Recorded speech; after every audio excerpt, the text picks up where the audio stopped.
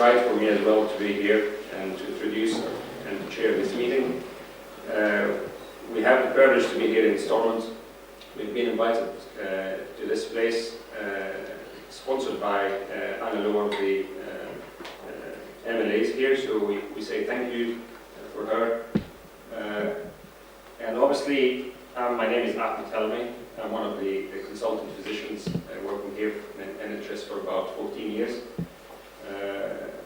I'm originally from Egypt. I'm proud to be Egyptian.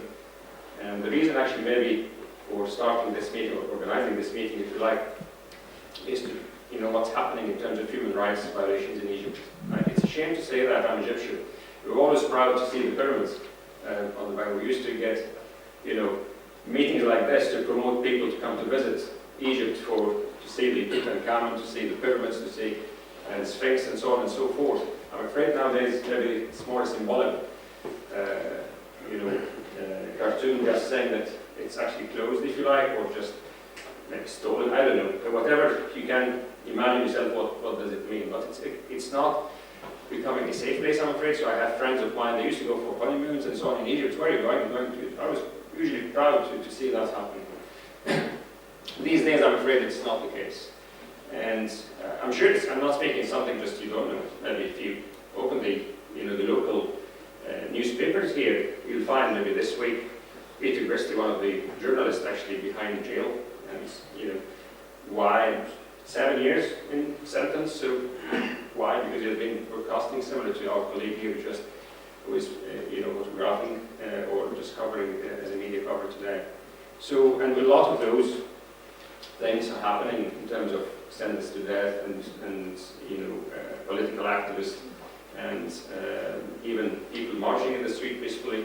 I know I have to appreciate that there is a controversy in the country, but we had a great revolution. I was speaking to one of my colleagues earlier. What does it mean here?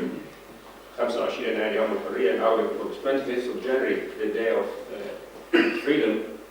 This was the day when all of the Arab Spring, Egypt was one of the leaders, if you like, in the Arab Spring on this date, in 2011.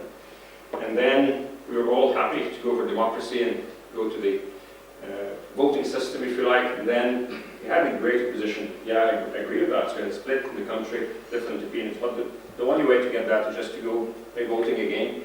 But this didn't happen. I'm not going into more politics, if you like, but we're more looking this evening about what's happening from the human rights values. You might have different opponents and from politics perspective, but when it comes to the human rights, we all put any agenda, any political affiliation behind and say this is wrong. Those are human beings. So we have the pride actually this evening to have three guests. So obviously I'll introduce one by one. So Patrick Corrigan is well-known person here, well-known figure in Amnesty International in the Belfast branch.